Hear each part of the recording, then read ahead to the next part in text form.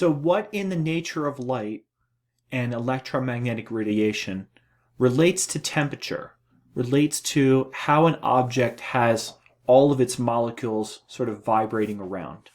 So what we have here is what is often called a blackbody radiation curve. That is, we have the spectral power density in units of megawatts per meter squared per micrometer on the vertical axis, and we have wavelength in micrometers on the horizontal axis.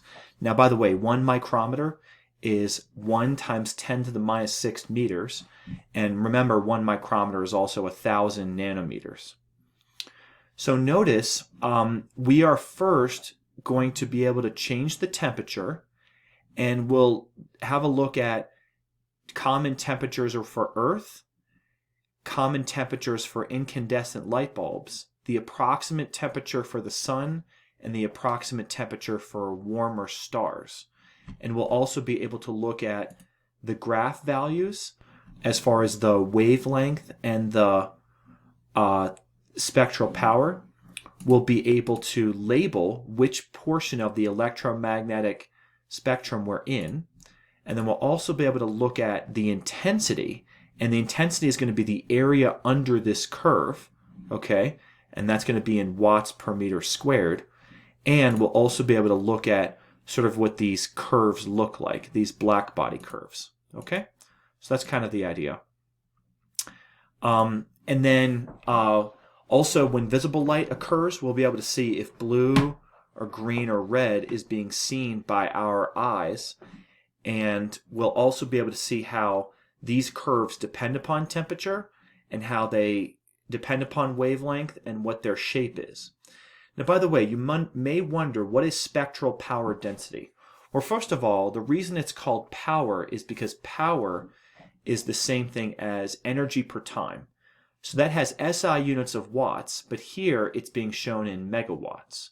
Now, spectral power density, the density part is meaning per area.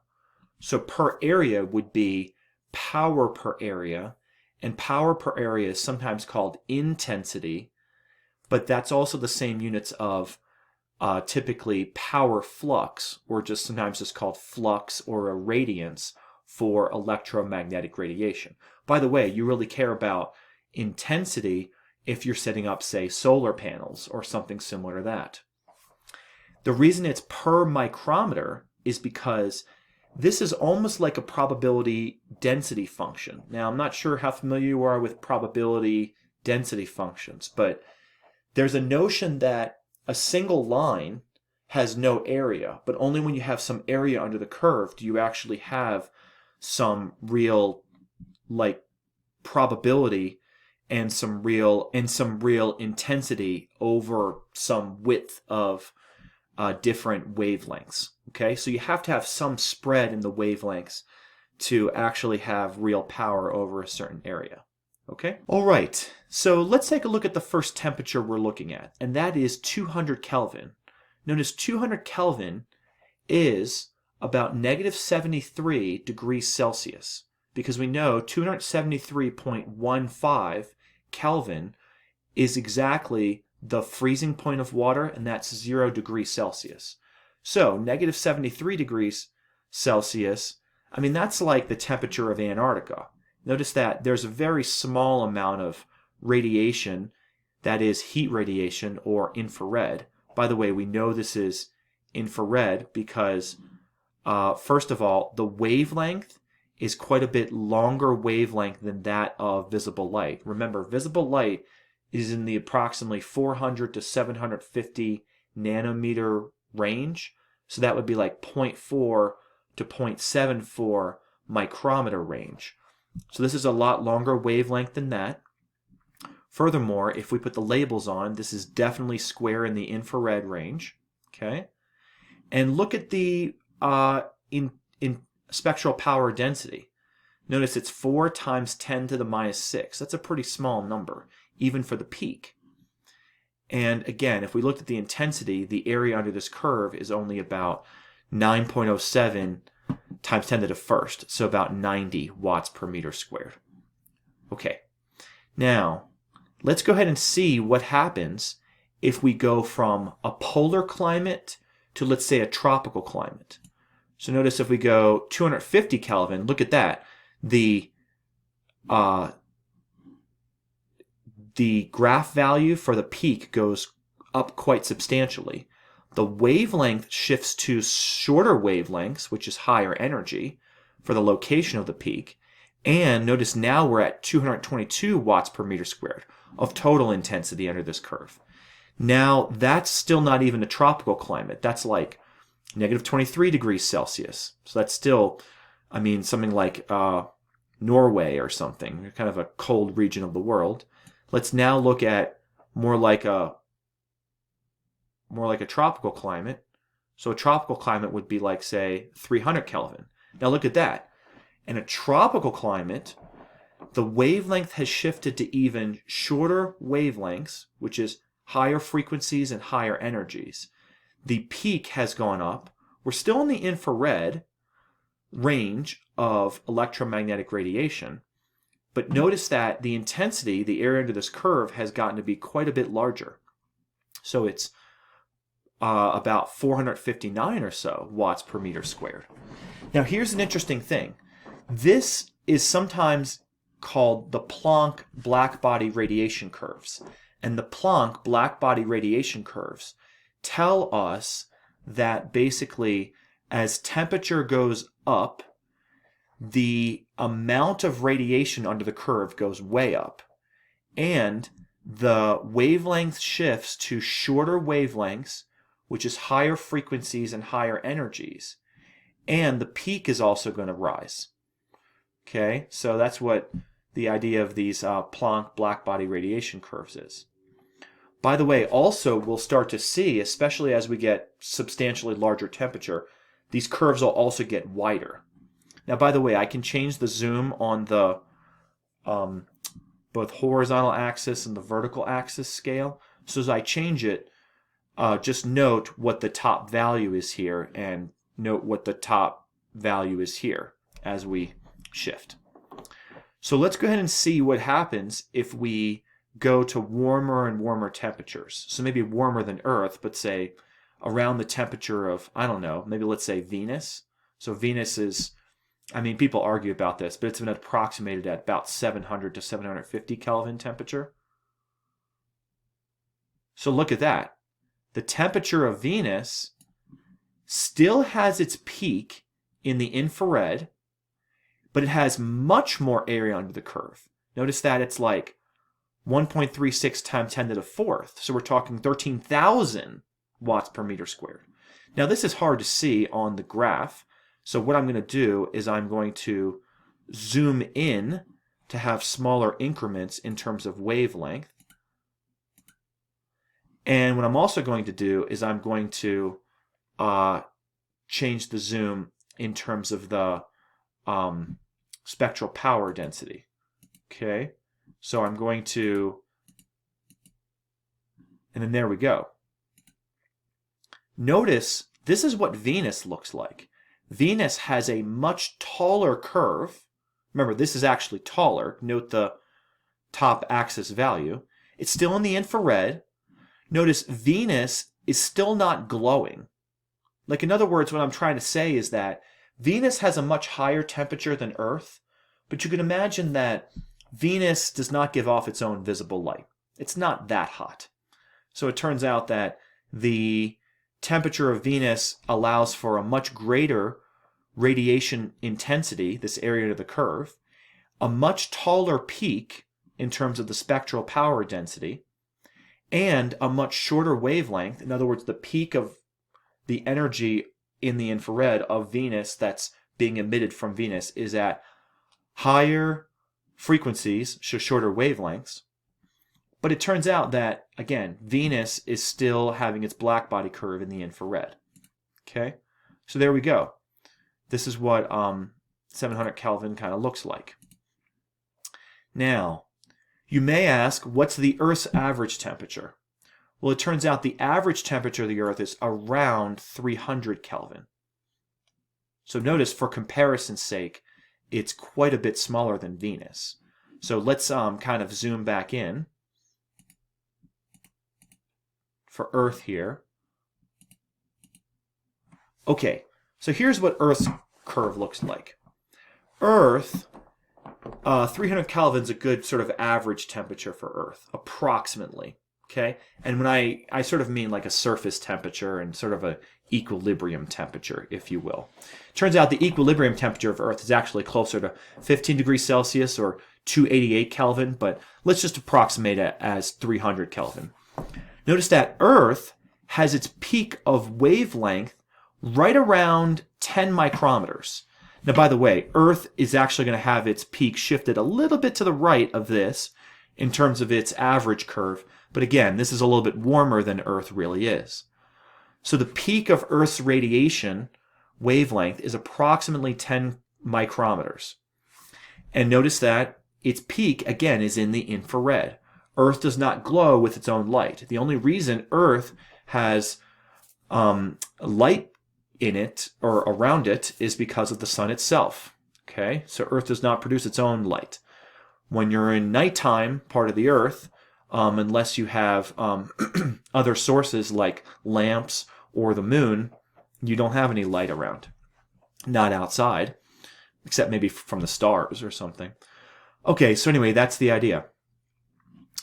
Let's now take a look at what things should start to look like as we get warmer and warmer and we approach the temperature of, let's say, a light bulb.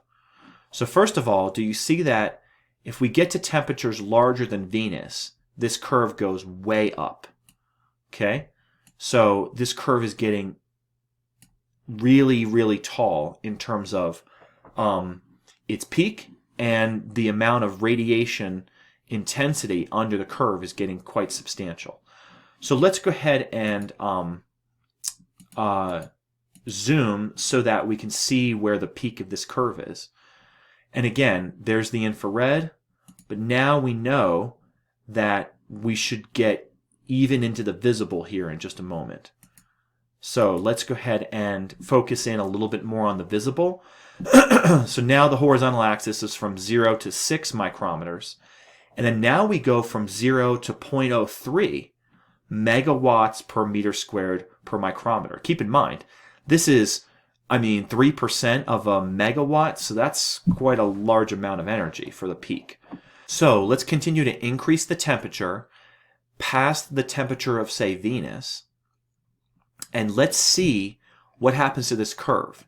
Now remember, this curve has substantial width right now. It's not only peaking in the infrared, it actually has some area under the curve that permits lots of infrared wavelengths as possible from that, let's call it an incandescent source.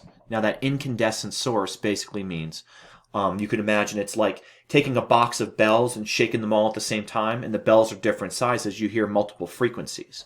So that's what we're hearing here. We're hearing, or we're remotely sensing, lots of different frequencies, thus lots of different wavelengths from taking a solid object, making it hot, and then shaking it all at once. So if we continue to increase the temperature, notice, look what's happening. Now the object is getting red hot. So what do I mean by red hot? Red hot means there's a little bit of area under the curve. It's very hard to see, but there's just a little bit of area under the curve that covers the red part of the visible spectrum as well. Notice the peak is taller, and also the peak wavelength is shifted towards, again, higher frequencies, shorter wavelengths. The radiant intensity is greater. And what if something is glowing red hot? Well, consider, let's say, the spider burners on your stove. Or consider maybe if somebody is welding something. The temperature might be, let's say, close to 1,000 Kelvin. And if the temperature is close to 1,000 Kelvin, that object is glowing red hot. So as you increase the temperature of something, the first visible light color you should see would be red. And that's what your eye actually sees. Now let's continue to increase the temperature slowly here. The wavelength continues to shift to the left on this diagram to shorter and shorter wavelengths. The peak is getting taller and taller. The area under the curve, thus the intensity, is getting greater and greater. And we're getting more and more red photons, that is more and more red visible light, along with an even wider spectrum of infrared radiation coming from the object. Notice as you continue to increase the temperature, we should, again, kind of stretch this curve out so you can kind of see how wide this is. But we also need to make this curve even taller. And notice that now we're getting to, up here, the maximum value is 16% of a megawatt. Okay? So as the temperature gets close to that of a light bulb, notice that now we're also including green, not just red, but green, because the temperature is so high, 1550 Kelvin. And then if we go even higher, like say closer to the temperature of a light bulb, notice that red is fully in view. Now notice green and red, you're kind of getting an orangish. So that would be, again, closer to welding. But then if you get even higher than that, we're getting just a little bit of blue. And then when we get to a light bulb, we have red, green, and blue. And with the temperature of a light bulb, you're starting to see things are actually more and more white hot. Now it turns out a light bulb actually has a bit of an orangish glow, a traditional incandescent light bulb. And let me go ahead and change the axes on the vertical. So look at this. We're now at 3.4 megawatts per meter squared per micrometer for this typical light bulb. But again, red is being more favored than green, and green is being more favored than blue. But since we have all of those, you look up at that incandescent light bulb, it does glow white, okay? And the idea is that, look at the intensity. The intensity is it's 4.91 times 10 to the 6th. So we're talking 4.9 million watts per meter squared of area under this curve. Okay?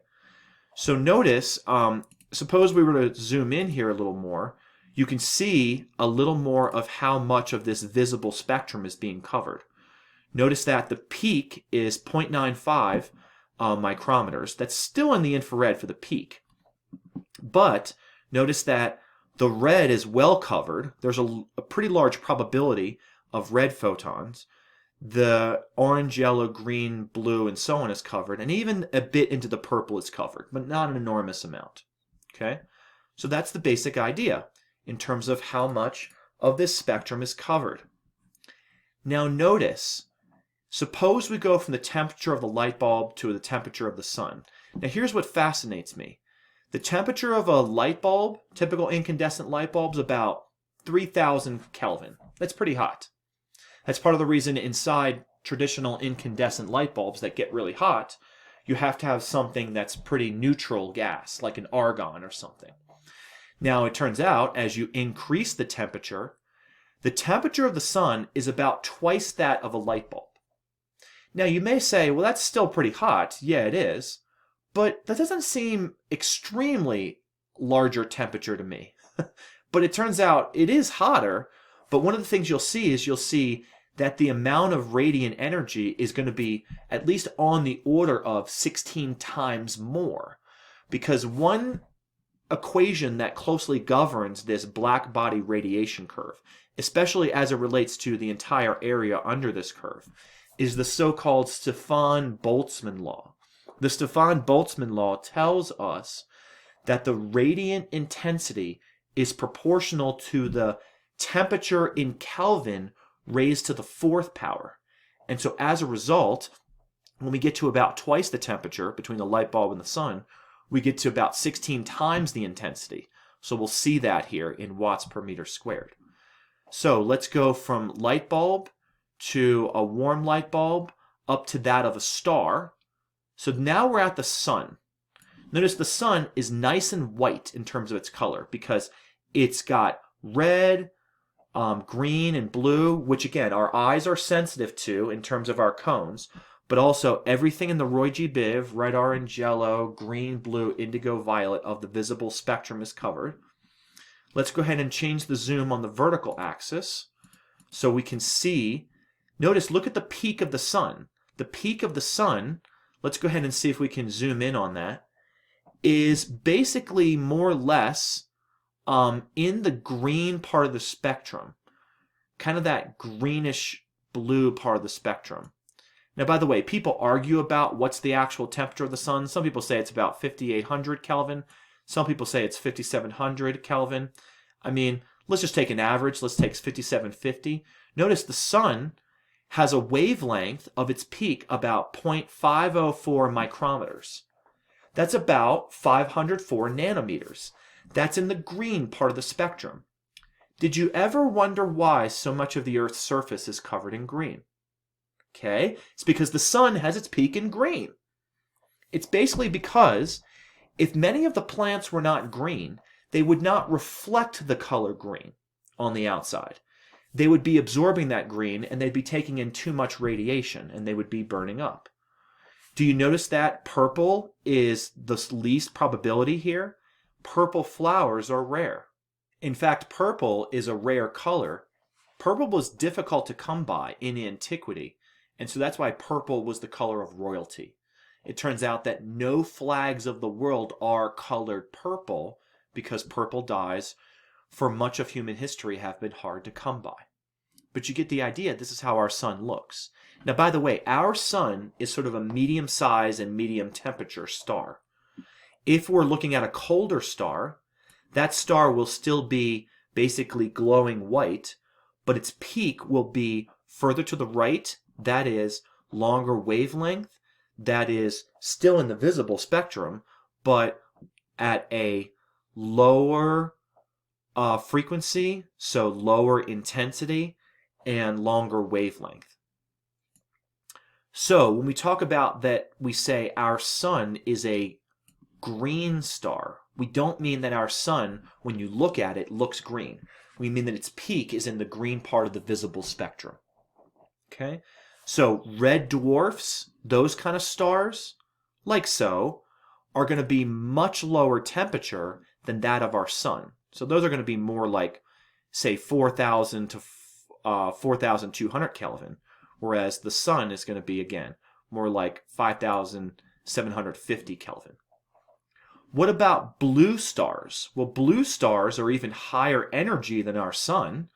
Notice their temperature is, say, 6,400 Kelvin. And notice that, again, now if we bring up the curve, look at this. This curve is now at 138 megawatts for the peak, whereas our sun was about 80 megawatts per meter squared per micrometer. But again, its peak is in the visible. Okay, now, what happens when we go all the way up to Sirius A? Notice the amount of radiation still goes way up. The curve gets wider, the peak shifts to higher frequencies, which is smaller wavelengths, and the intensity is much, much greater. So notice that this star actually has its peak in the ultraviolet. Now, believe it or not, let's go back to the sun for a second. The sun, and this curve of the sun only looks so depressed only because in comparison to Sirius A, the sun produces a lot less radiation. Okay, so that's the idea. But it turns out that our sun, even though it peaks in the green, again, right around here, our sun still produces ultraviolet radiation over here. Do you see that? And it turns out the sun produces a very small amount of X-rays and even gamma rays. Because again, nuclear fusion is going on in the sun, and so the idea is that there's all kinds of radiation being produced in the sun. Okay? But it turns out that most of the radiation coming from the sun is either visible or ultraviolet or infrared. Visible is the most predominant. That's why we can see through the atmosphere, and that's why everything is so lit during the day. But ultraviolet, again, is what gives us skin cancer. That's why the ozone layer is there. But then again, other stars, like this Sirius A, have their peak of radiation about that of, so they have it about, let's say, 10,000 Kelvin, and notice that their peak is in the ultraviolet. So they produce all this visible light, but they also produce quite a bit of ultraviolet, a substantial amount of X-rays and gamma rays, but they're still also producing infrared. By the way, Sirius A would often be called even a blue star, because notice that when you look up at it, it definitely is going to look more like a bluish tint when you really analyze and decompose the spectrum. Because, again, the probability of a red photon is less than the probability of a blue photon for Sirius A. Okay, I hope that makes sense. So let's say a little bit more about light in the universe with shadows and then also with the colors of sunsets. In fact, let's go ahead and start with the colors of sunsets. So how do we get the color of the sky and the colors of sunset? So notice here is a conceptual pictorial model of what we were saying about our sun. Notice our sun has its peak in the green, so you see lots of green photons coming in here, but you also see some red, you see some yellow and some orange, but you also see some blue. Now it turns out, based upon the sun, it's kind of a little bit in between in terms of why the sky ends up being blue. First of all, our eyes are quite sensitive to blue, as our eyes are sensitive to green and red because of the cones in our eyes. There are certain frequencies that our eyes tend to sort of gravitate towards. Secondly, do you notice that even though green is the most common photon coming into the upper atmosphere here, if you watch this animation long enough, I hope that you'll see that blue is the one that's being scattered out to the sides most often. Green is being scattered out less frequently. That's because green is lower energy. Since green has a longer wavelength than blue, it interacts with those small air molecules like nitrogen and oxygen less often than blue does. Notice as blue is scattered the most often, out to the sides in the sky looks blue. Okay? Now it's kind of a lightish blue color, kind of almost like a cyan, kind of depends upon where you're looking. Okay? But it turns out that this is what we see on a sunny day. Now, by the way, you may say, does red not get scattered? Well, it does, but if you watch this animation, you'll see that red hardly ever gets scattered. There's one right there, but notice that it doesn't get scattered all that often. It's kind of a probability thing. Notice yellow and orange do get scattered, but again, less frequently than green, and blue gets scattered most often. Now, you may ask, what about violet? What about purple and that indigo and all that? Well, those colors do come from the sun, but remember, they come in less often of a probability. So even though those colors would be scattered more often than blue, not only are our eyes more attuned to blue, but purple and violet do not come from the sun nearly so much in terms of colors. Okay? Now notice, this is a thin portion of atmosphere. Suppose the sun is directly overhead. When you look directly up at the sun, and by the way, you should never look directly at the sun for more than a moment. Otherwise, you should use protective eyewear or some kind of sunglasses or filter or something. But if you look up at the sun briefly for a moment, the sun does not look yellow. The sun looks white. The sun has been misconstrued as to yellow because white is close to yellow and green is close to yellow in terms of colors of the visible spectrum, and we know the sun has its peak somewhere kind of in the greenish yellow part of the spectrum. But anyway, the sun looks white because the colors that are getting scattered directly towards your eye are all the colors. So the sun looks white. Now, out to the side, the sky looks relatively blue. Now, what about when the sun starts to set? When the sun starts to set, the sunlight is going through a thicker portion of the atmosphere. So as you go further towards sunset, you get more away from the blue and you get more towards darker blue colors, and then you eventually get towards orange and then eventually red. Now, why is that? Because think about this. When the sunlight is going through a thick portion of the atmosphere, which is going to be true around sunrise and sunset, not only are the blue photons more likely to be scattered out, but so are the green and even some of the yellow. So it turns out when you're just starting sunset, you start to get that sort of orangish color. The orange color is because a lot of the blue is being scattered out, as well as a lot of the green. But mostly the red and yellow and orange remain. So then the sky looks kind of this reddish orange color. And that's even when you look directly up at the sun. And when you're near when the sun's kind of off to the sides, it also kind of looks that color. But then when you're way down and the sun's about to set, the sun looks quite red. Why is that? Because the blue is being scattered out. I mean, there's not very much purple coming from the sun, or violet. But the green is being scattered, and then even the yellow and orange is being scattered. And all that really remains to your eye, at least if you look here closely at this observer, by far the most common photons that are coming to this observer's eye are red.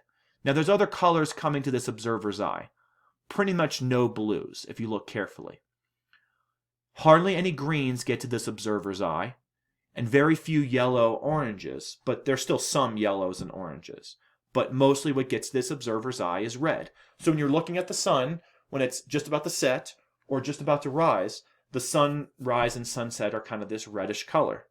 So now we know, based upon probabilities and scattering, why the sky is blue during the day and why the sunset is red at night. And it's not because of reflection off the ocean. Ocean water is actually sort of like a bluish green. So that's not the color of the sky. Okay? So let's go on from here and let's start talking about things like shadows. So what I have shown here is a little animation of the Earth and the Moon. And you'll see the Moon going around its orbit as well as the Earth. And we'll just assume for now that the Earth is relatively stationary. We know the Moon orbits around the Earth. And the idea is that the Earth and the Moon are not going to be in alignment at first. So when we let this play, you'll see the Moon will go around its orbit. And when we zoom in sort of three-dimensionally and look at this, you'll see that the Moon hardly ever is in the Earth's shadow. Okay? So since the Moon is hardly ever going to be in the Earth's shadow, we're not going to have an eclipse between the Moon and the Earth. Now, every so often, I mean, and by the way, this is a little bit beyond the scope of my understanding. For various reasons, the Moon is in the Earth's shadow. So let's take a look at that. So if the Moon is in the Earth's shadow, if they happen to both be in the same plane, notice that what we're going to get is we're going to get what we call a lunar eclipse. Okay? And a lunar eclipse is, again, the Moon is in the Earth's shadow. Okay? So you can see it right about there. And then the Moon's going to move on by. The Earth continues to rotate, and it turns out that only for a few hours can you actually observe that lunar eclipse. By the way, the Moon actually ends up usually being kind of a reddish color, and that's because light sort of deflects around the Earth. I'm not going to go into those reasons why, but that's a little bit beyond the scope of this video. Okay, so there you go. That's what we mean by a lunar eclipse. Now, what about a solar eclipse? So here I have a depiction of solar eclipses. Notice that I can click on various spots on the Earth and see that locations here in North America, say in the United States or Mexico, are not going to see a solar eclipse. And then down here in Rio de Janeiro, it's not going to see a solar eclipse. But let's imagine this solar eclipse right now is centered over the equator for simplicity. Notice that we have two parts to the Moon's shadow, the penumbra and the umbra. The penumbra is the partial blockage shadow, and then the umbra is the total blockage shadow. Notice that the tapering of the geometry depends upon the fact that the sun's rays are coming in, but they're hitting this Moon, which is like a sphere. And notice that the sun's rays, in terms of the shadow around the Moon, tapers off.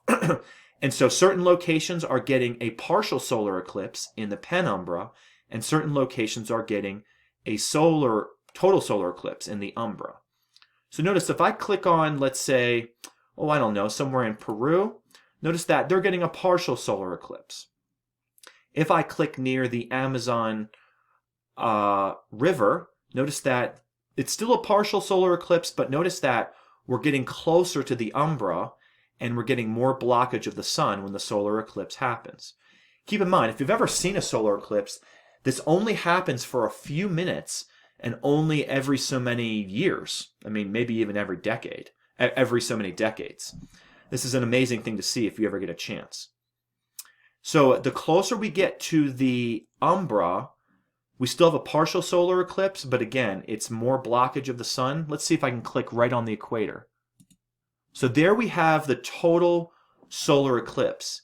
By the way, the total solar eclipse has been useful for studying the sun, because the total solar eclipse, we see kind of that kind of haziness around the sun, and it turns out that that haziness around the sun is actually of the corona of the sun, and the corona is the sort of the solar wind and kind of showing us those charged particles that are coming from the sun. Okay, so this is what we mean by eclipses. Now notice, what is a shadow? A shadow is the absorption of visible light, and then it's sort of the trail cast off by showing where there's been blockage. Okay, but shadows depend upon the distance between the object and where the screen is. So if the moon was right next to the Earth, I think that the umbra would be almost the exact same size as the moon. But since the moon is quite a distance from the Earth, the umbra has some tapering to it. Okay, so you kind of get the idea on the geometry there. Now, let's look at two more things as it relates to electromagnetic radiation. You may ask, how are electromagnetic radiation waves and photons related to atoms themselves? And when do certain atoms absorb certain electromagnetic waves? So I want to investigate those two things, and then I also want to show you one proof that light is a wave in terms of what we call polarization. So let's first start off with a model of the atom. So what I have shown here is an experiment on a box of hydrogen. We are going to have this light gun here, which we can turn on, and we have some hydrogen in this box. Now, the reason we do hydrogen is because hydrogen is the simplest element we can think of. Also, about 75% of the mass in the universe, as far as we know, is hydrogen. So it's important to understand hydrogen, this simplest element. What we're going to do is we're going to fire this gun into this box of hydrogen, and here we've zoomed in. And notice that as this light comes in, this is white light. Notice white light has all these photons. It has red, yellow, green, blue, violet, and so on.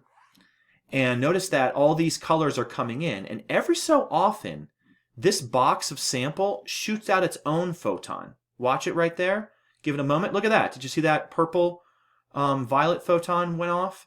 Let's see if we can find another one. Okay, wait for the sample.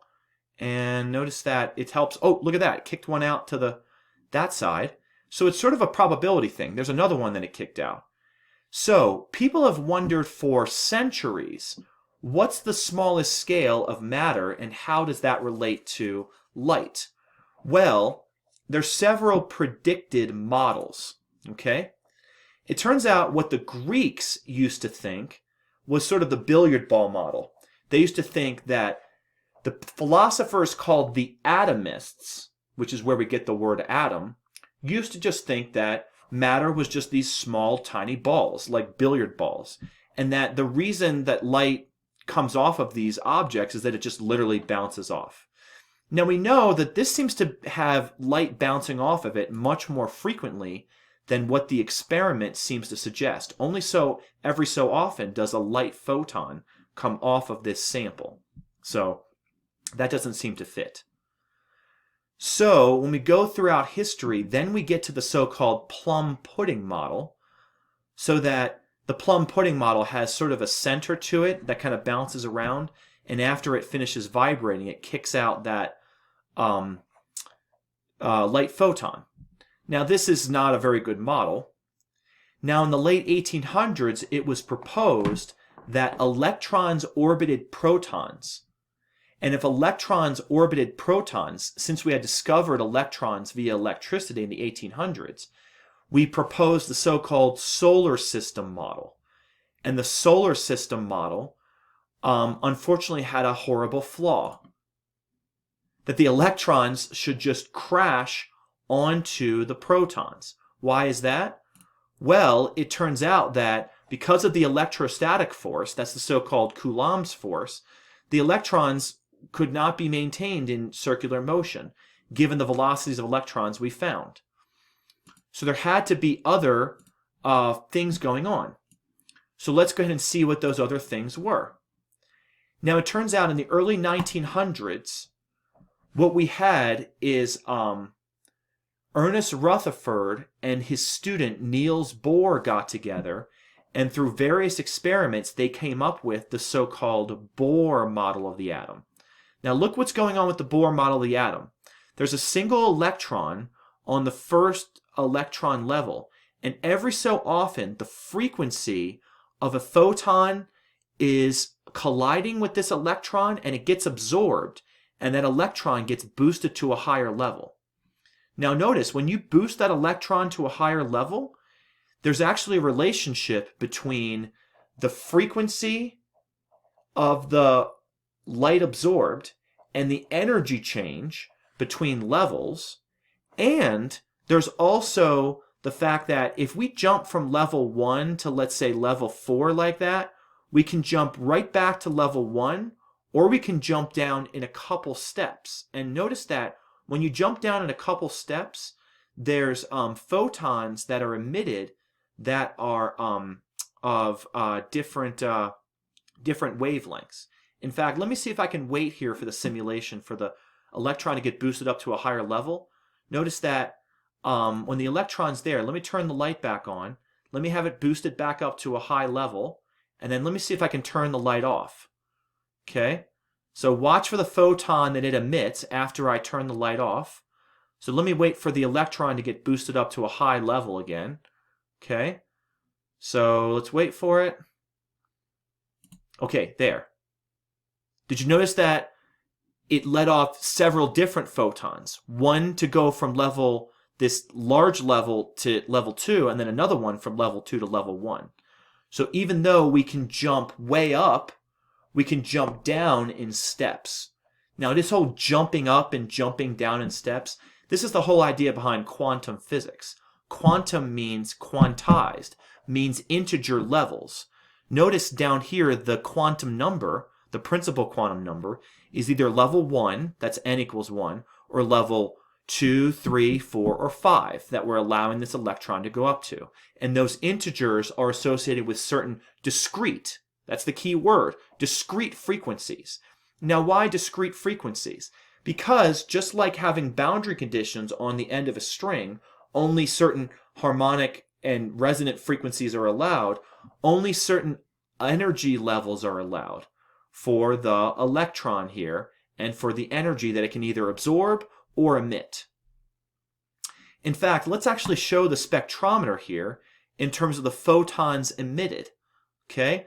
So over time, this is going to build up, and what we're going to see is various photons of certain values that are emitted. And notice that it's going to kind of build up over time. Okay? So we have to let this run for quite a long time for it to really build up sort of a nice probability distribution. But notice that when there's a large jump, that means that a high energy photon is emitted. That's saying this ultraviolet. When there's a smaller jump, then a lower energy photon, so that's a longer wavelength photon, is emitted. And notice that these lines correspond to the so-called Balmer series. And that's sort of related to the fingerprint of hydrogen itself and the frequency transitions that it tends to have when it emits radiation. Okay, so let me just close that for now. All right, notice that the protons are located in the nucleus. We don't have any neutrons because this is just hydrogen. And then the electron here is that which sort of rotates around in blue. Now that's the Bohr model of the atom. There have to be nuclear forces here for the electron to stay in its orbit. Okay, so it's not just the electrostatic force only. Okay, So there's nuclear and quantum things going on. Now, past the Bohr model of the atom, it was Louis de Broglie, if I pronounced that right. His last name is French. Some people say de Broglie, but I think it's de Broglie. Came up with a sort of more sophisticated model of the atom. And the more sophisticated model of the atom, notice that de Broglie said that the jumping of this electron to these various energy levels is not just reflective of quantum and just sort of arbitrary frequencies. The idea is that matter itself has certain frequencies depending upon its own wavelength. And each of these electron levels should be associated with a discrete wavelength. So let's see if we can observe that. Let's look at the de Broglie wavelength. Notice this is the radial view. Notice that each of these levels has sort of like a standing wave pattern to it. Notice when we're on level 1, that's the first harmonic. When we're on level 2, notice that we've got 2 wiggles. That's sort of the second harmonic. Notice when we're on level 4 there, notice that there's 4 wiggles, and that's the fourth harmonic. Notice that we're showing this in a radial view. What's also pretty cool is we can show this in a 3-dimensional view. Notice that 3-dimensionally, we see what the various harmonic levels look like in the de Broglie model of the atom. Okay, so there's the idea. Notice we can also show this in terms of a brightness view. And the brightness is sort of like, again, just a different way to view it. But I think the 3D view is probably the coolest to look at. So you can see these are basically standing waves that are sort of tied on each other. They're just periodic standing waves, just like waves on a string. Okay? And then what about the most sophisticated model of the atom that we currently have? That's the so-called Schrödinger model of the atom. And the Schrödinger model of the atom includes the things we talked about before with the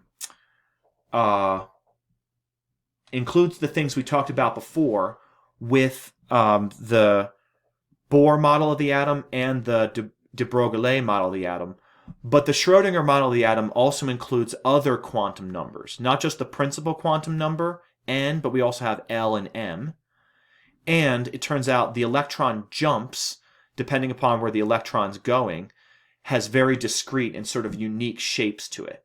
Okay? And these, we then sort of know the probability of where we can find the electron. Now, a lot of this is beyond the scope of this course and beyond the scope of this video, but I want you to have a basic understanding of how electromagnetic radiation is emitted and this whole idea of absorbing electromagnetic radiation. And in fact, if we look at different atoms, as you might imagine, they'll absorb electromagnetic radiation, well, differently. So let's look at that. So what I have shown here is various molecules that I can excite with either microwaves, infrared waves, visible light, or ultraviolet. And who knows? I mean, unless you know a lot about chemistry or a lot about radiation or a lot about these particular molecules, certain molecules will be resonant to certain types of radiation, but not to others. So let's start off with this carbon monoxide. Let's give it some microwave radiation. Okay, looks like it seems to it does rotate this carbon monoxide, and every so often it shoots out its own or it reflects some microwave radiation. Let's look at infrared carbon monoxide. Notice that carbon monoxide seems to have a vibrational mode in infrared. Okay, how about visible light? Carbon monoxide. Okay. So there's visible light. Carbon monoxide doesn't seem to be interacting with it. Hopefully you're aware of this, that carbon monoxide, which can be dangerous in your home, is an odorless, colorless gas. And so you can't see it. Okay? So it's invisible. Let's look at ultraviolet. No interaction with the carbon monoxide. Okay. Let's try another molecule. Let's try nitrogen. Look at microwave. Not really interacting with the nitrogen. That's a very strong bond, by the way, in nitrogen. That's a triple bond. Let's look at infrared. Okay. Is infrared interacting with nitrogen? Not really. Let's try visible. Also not really interacting with nitrogen. How about ultraviolet? Also not really interacting with it. Okay? So, remember what we mean by the electromagnetic spectrum. If we're talking about microwaves, those are the lowest energy of our experiment. Then infrared, that's heat radiation. Then visible. Then we get to ultraviolet. So notice that we're decreasing the wavelength in our experiments. We're increasing the frequency and increasing the energy as we go along. Okay, let's look at our good friend oxygen. Oxygen does not seem to be resonant to microwave. Let's look at infrared. Also not much interaction. How about visible light? Now, by the way, the atmosphere is made up a bunch of N2 and O2, nitrogen and oxygen. Those are both pretty inert to visible light. That's why the visible light can just make it through the atmosphere. And how about ultraviolet? Again, pretty inert. This is a double bond, so not much interaction with those kinds of radiation. Let's look at carbon dioxide. So microwaves don't really interact with carbon dioxide. Infrared, okay, very much so. Now, carbon dioxide strongly interacts with infrared. Carbon dioxide has some vibrational modes with infrared. And as a result, carbon dioxide lets off its own infrared. And this is the main reason behind the greenhouse effect that's anthropogenic, caused by humans. Turns out that when we burn fossil fuels, we put carbon dioxide into the atmosphere and it emits some infrared back to the Earth's surface, keeping things warmer. How about visible light? Not much interaction with carbon dioxide. I think carbon dioxide is pretty invisible. How about ultraviolet? Also not much interaction, okay? All right, let's go on to water. Now look at water. Water has a rotational mode with respect to microwave. This is why you can heat up things that have water in them in the microwave and they'll heat up pretty nicely. How about infrared? Water has several infrared vibrational modes. So water has vibrational modes to infrared. Okay? So let's look at water with visible. How about visible light? So not much interaction. How about ultraviolet? Again, water does not really interact much with ultraviolet. Okay, let's try NO2, which is also known to be a greenhouse gas. Look at that. Nitrogen dioxide. Let's go ahead and start with microwave. Nitrogen dioxide has a rotational mode with respect to microwave. With respect to infrared, it has a vibrational mode. How about visible light? Okay, it actually absorbs and then reflects visible light. And then ultraviolet is high enough energy it can actually blast nitrogen dioxide apart into NO. Now, by the way, NO, nitrogen dioxide, is a pollutant. Okay, so that's nitrogen dioxide, and it turns out this is often seen in like pollution scenarios, things having to do with acid rain and all kinds of things like that, and air pollution. Okay, in very polluted cities. Let's go back to microwave, and then now let's look at ozone. So ozone seems to have a rotational mode with respect to microwave. How about infrared? Okay, so ozone has a vibrational mode with respect to infrared. Now, how about visible? Ozone's pretty transparent to visible. And how about ultraviolet? Ultraviolet famously breaks up ozone. And the reason for this is because this is why we have the ozone layer. In fact, you'll see it happens like almost all the time. Okay? And that's because ozone is very good at absorbing ultraviolet radiation. Okay?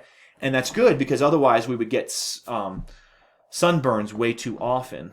And again, I'm thankful for the so-called Montreal Protocol, which outlawed CFCs, chlorofluorocarbons, which were destroying the Earth's ozone layer. Okay, so now that we understand how molecules work a little bit with radiation, let's do a couple more proofs to show that light is indeed a wave. So what I have shown here is an example of a proof that light is indeed a wave.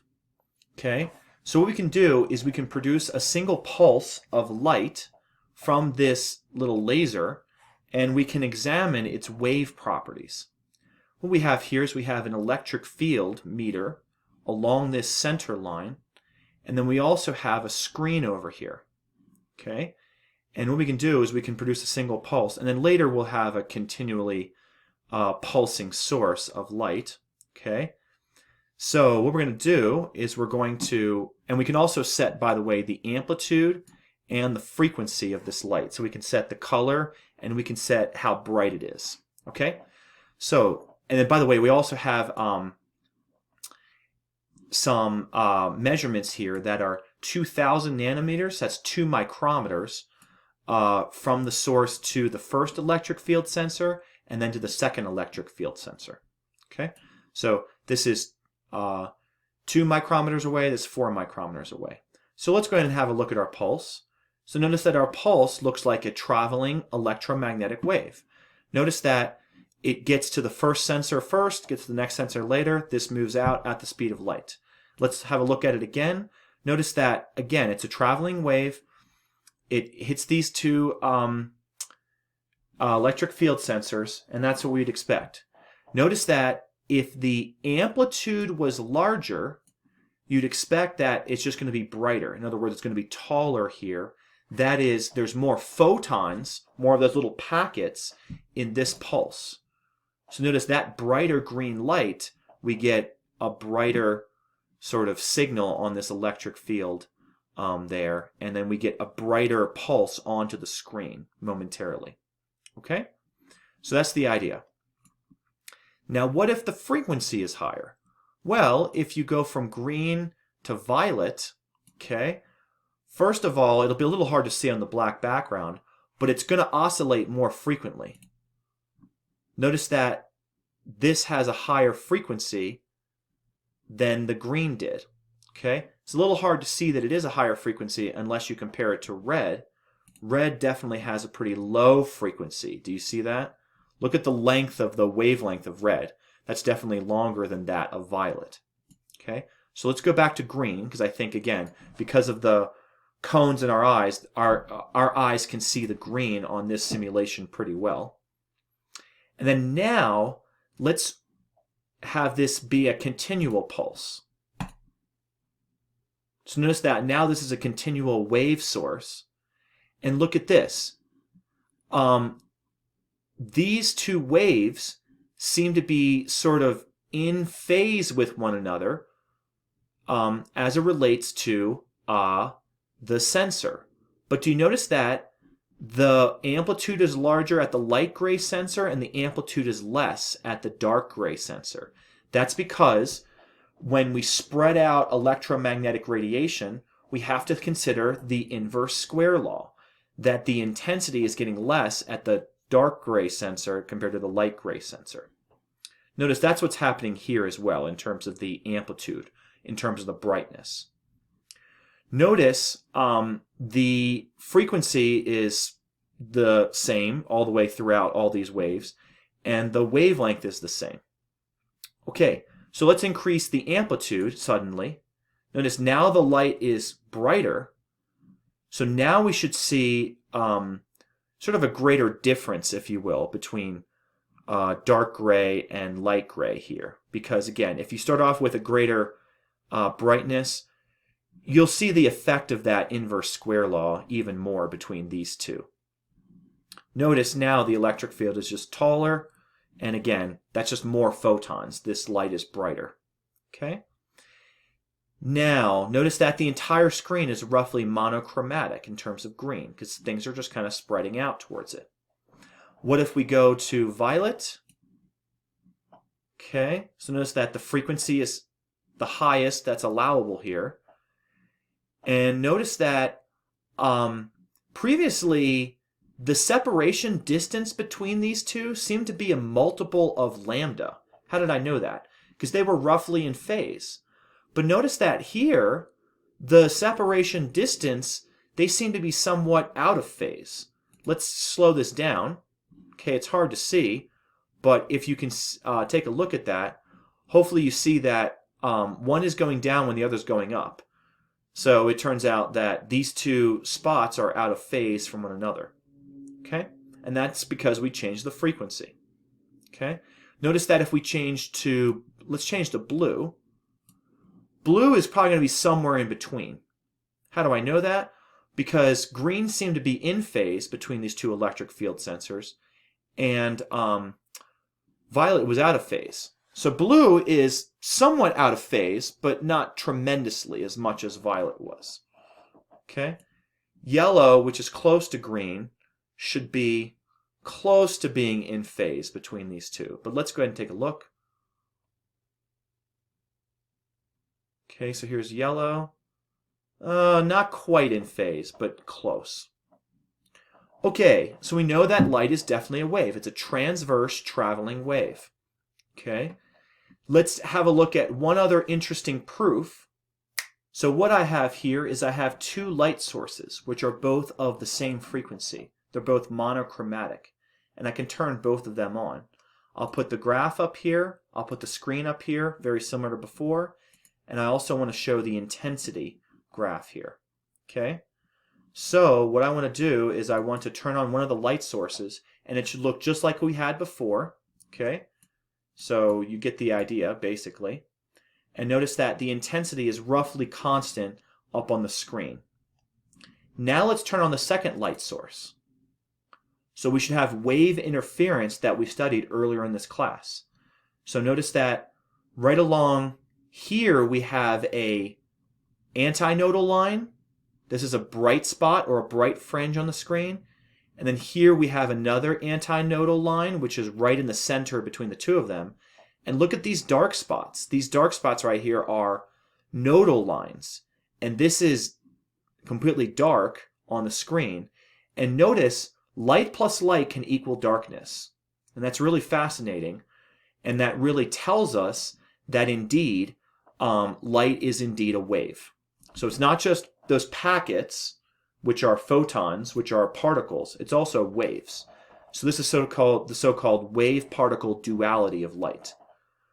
Let's change the frequency to maybe up here to blue. Okay.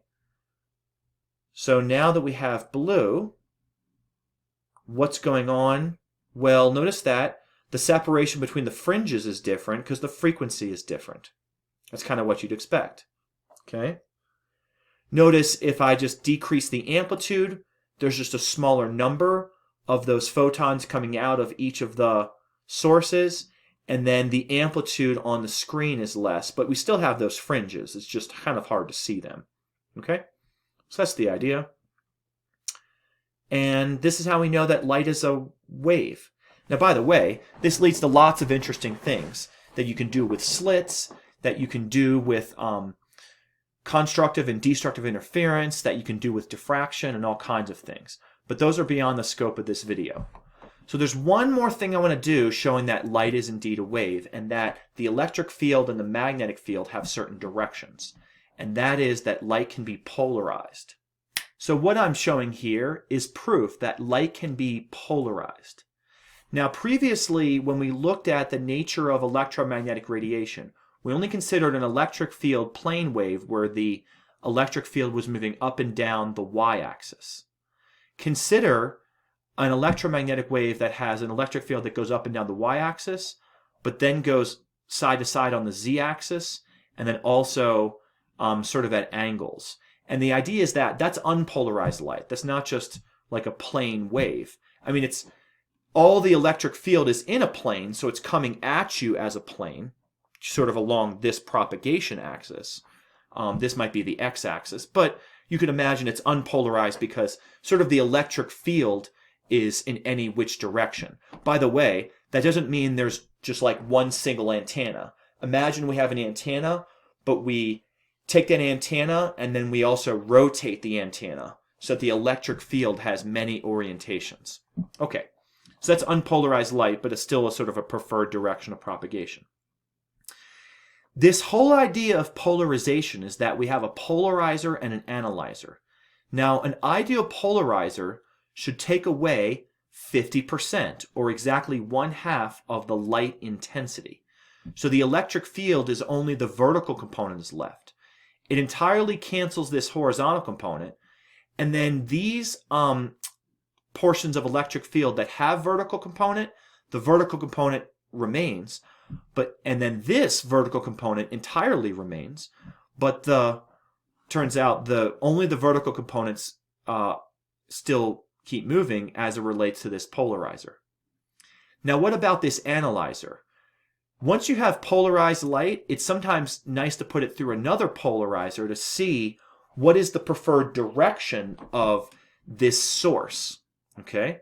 So, if you have the analyzer perfectly parallel with the polarizer, what comes out is still 50% of the original light intensity.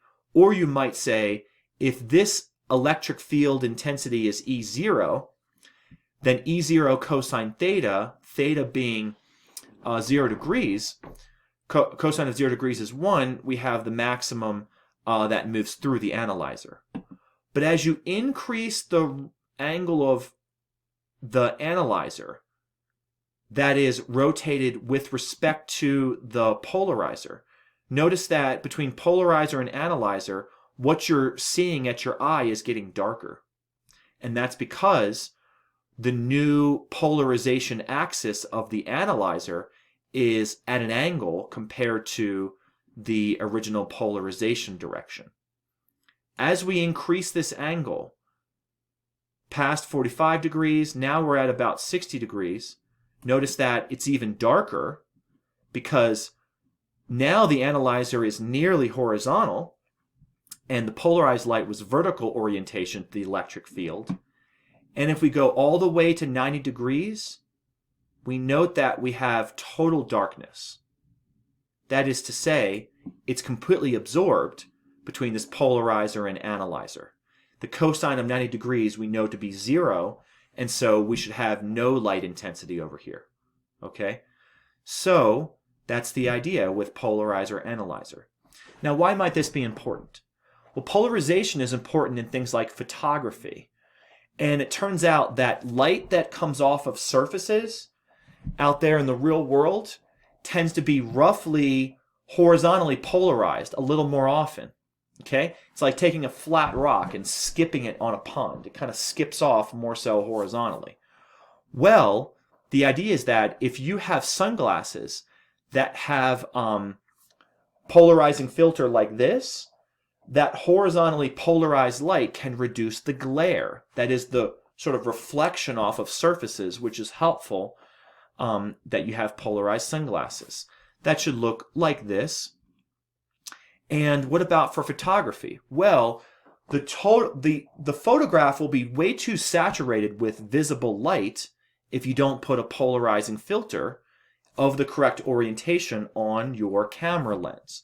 So many camera lenses have polarizing filters as well. Okay, so that ends this video. I want to thank you all very much for staying with me to the end and learning all about electromagnetic radiation. I covered quite a few things that would be covered in multiple chapters, not just sort of this one chapter that I'm giving intuition for, but I'm giving you some intuition about what is this thing, electromagnetic radiation. So please, if you like this content, please smash that like button. And please subscribe to the channel to grow the channel. Please share this amongst your social network. And I look forward to reading your comments. I will see you in the next video.